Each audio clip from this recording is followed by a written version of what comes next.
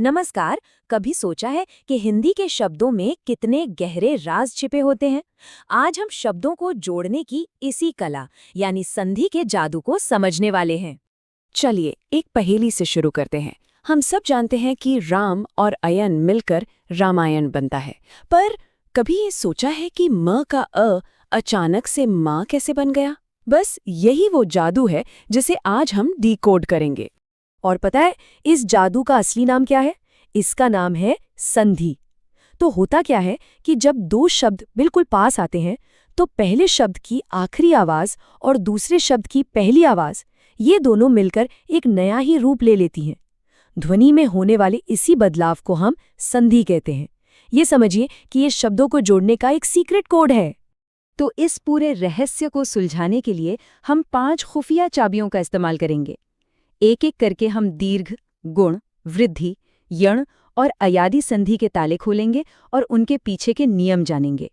तो फिर देर किस बात की, चलिए उठाते हैं अपनी पहली कुंजी। ठीक है, तो हमारी पहली कुंजी है दीर्घ संधि। अब इसके नाम में ही इसका राज छिपा है, दीर्घ, जिसका मतलब होता है बड़ा। ये संधि का सबसे सीधा साधा नियम है। इसमें बस ये होता है कि जब दो एक जैसे छोटे स्वर आपस में मिलते हैं तो वो जुड़कर एक बड़ा यानी कि दीर्घ स्वर बन जाते हैं। यहाँ देखिए, ये तो बिल्कुल गणित जैसा सीधा है। अ और अ मिले तो बन गया आ। वैसे ही ई और ई मिलकर बन गए ई, और ऊ ने मिलकर ऊ बना दिया। है ना आसान? छोटा और छोटा मिलकर बन गया बड़ा। इसका एक बहुत ही बढ़िया उदाहरण है विद्यालय। यहाँ विद्या के अंत का आ और आलय के शुरू का आ, ये दोनों मिलकर एक ही आ बन गए और शब्द तैयार हो गया विद्यालय। देखा कितना सिंपल है। तो फिर इसको पहचानने की ट्रिक क्या है? बहुत ही आसान। अगर किसी भी जुड़े हुए शब्द के बीच में कोई बड़ी मात्रा दिख जाए, जैसे कि आ, ई या ऊ, तो बस समझ जाइए कि वहां पर दीर्घ संधि का जादू चला है।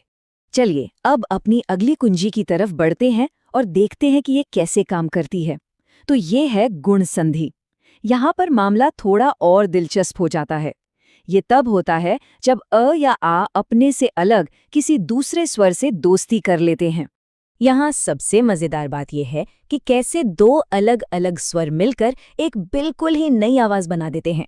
देखिए, जब अ या आ का मेल ई से होता है तो ए की आवाज बनती है, और जब इनका मेल ऊ से होता है तो ओ की आवाज बन जाती है। इसे सुरोपासना शब्द से समझते हैं। सुर के आखिर में अ की ध्वनि है और उपासना की शुरुआत ऊ से हो रही है। तो जब ये अ और ऊ मिले तो उन्होंने मिलकर एक नई ध्वनि ओ बना दी और शब्द बन गया सुरोपासना।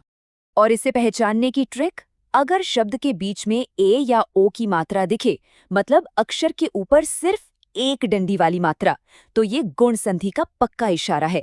एक मात्रा मतलब गुण संधि। बस अब वक्त है तीसरी कुंजी का, जिसे हम गुण संधि का एक पावर अप वर्जन भी कह सकते हैं।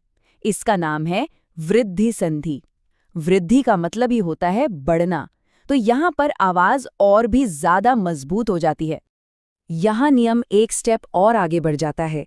जब अ या आ का मेल ए से होता है तो आवाज में वृद्धि होकर वो ए बन जाती है, और जब अ या आ का मेल ओ से होता है तो वो मिलकर और भी पावरफुल औ बन जाते हैं। इसका एक शानदार उदाहरण है महौषध। यहाँ महा का आ और औषध का ओ मिलकर औ की दमदार ध्वनि बनाते हैं। ये आवाज में एक सीधी सीधी बढ़ोतरी है, एक मात्रा से दो मात्राओं तक का सफर। तो इसकी ट्रिक क्या हुई? एकदम सीधी। अगर आपको शब्द के बीच में ए या औ की मात्रा दिखे, मतलब अक्षर के ऊपर लगी हुई दो मात्राएं, तो ये पक्का वृद्धि संधि है। आइए इन दोनों को एक साथ रखकर देखते हैं।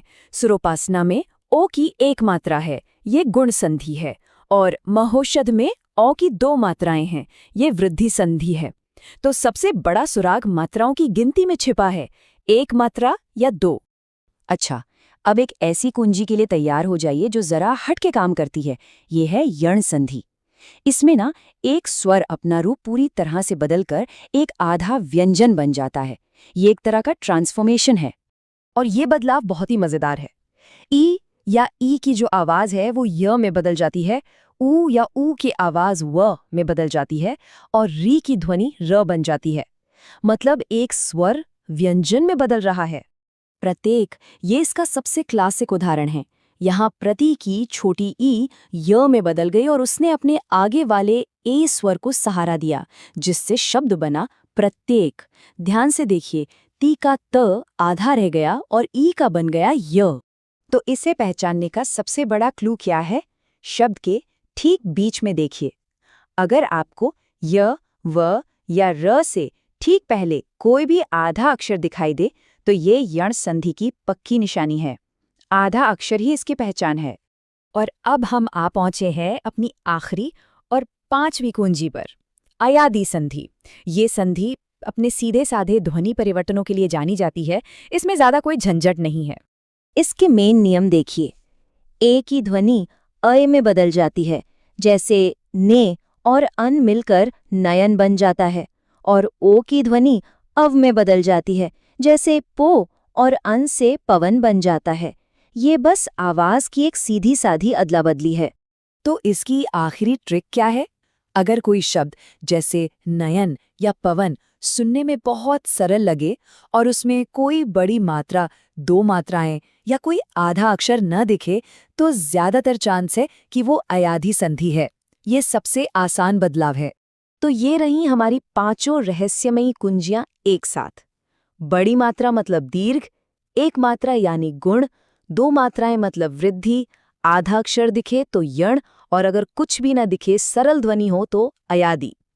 अब जब ये 5 कुंजियां हमारे पास हैं, तो सवाल ये है, क्या अब किसी भी शब्द को देखकर उसमें छिपी संधि के राज को खोला जा सकता है?